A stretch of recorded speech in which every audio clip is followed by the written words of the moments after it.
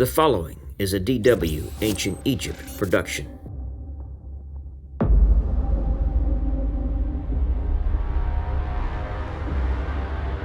Under Ramesses IX, who ruled from 1129 to 1111 BC, Egypt returned to some degree of stability, although there is not much to show for it in terms of monuments or records. It was during his reign that the first of a series of scandals developed concerning the tomb robberies in the valley. These robberies mainly took place in year 16 of his reign, although there had been an earlier incident with the robbery of KV9. The affair came to light after reports were made to the vizier. He ordered a commission to investigate, and they discovered that 9 out of the 10 tombs checked had been robbed. The verbatim accounts of the trials of several of the culprits have survived in over a dozen papyri, known as the tomb robbing papyri.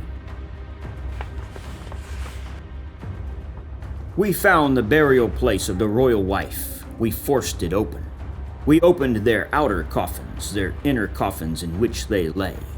We found this noble mummy of this king equipped like a warrior. Large number of sacred eye amulets and ornaments of gold was at his neck, and his headpiece of gold was on him. The noble mummy of this king was all covered with gold, and his inner coffins were created of gold and silver, inside and outside, with inlays of all kinds of precious stones. We appropriated the gold which we found on this noble mummy of this god, and his eye amulets, his ornaments which were at his neck, and in the coffins in which he lay. We found the royal wife likewise, and we took all that we found on her too. We set fire to their inner coffins. We stole their outfits which we found on them, consisting of objects of gold, silver, and bronze, and divided them into 8 parts.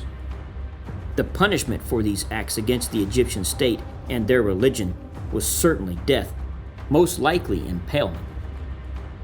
Ramesses IX's tomb, KV6, was 105 meters long and consisted of an open entry ramp, 3 successive corridors, a chamber, and an unfinished pillared chamber with central descent that led to a burial chamber. KV6 has one of the largest entrances in the valley and was the last royal tomb to have so much of its decoration completed. At the time of the death of the king, only corridors B and C had been plastered, and only the painted decoration in corridor B had been completed. The remaining plastering and painting of the ceiling and walls of the tomb were hastily finished.